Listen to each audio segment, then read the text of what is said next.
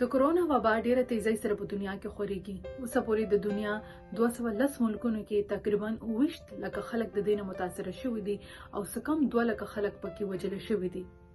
یو داسې وخت دی چې ترقی یافته ملکونه لکه امریکا او یورپ په شان ډیر ملکونه هم د وبا سم طریقې سره مقابله ونه کړلی شول او دلته په لکونه خلک متاثر شو او په زورګونه خلک دلته هم وژل شو. په داسې وخت کې چې غټ غټ مالدار ملکونه هم د ټیسټونو لپاره زیات نه زیات پیسې لګي چې د غي ملکونو ته ټیسټ کټي سانیټایزر ماسکونه ملاوي شي.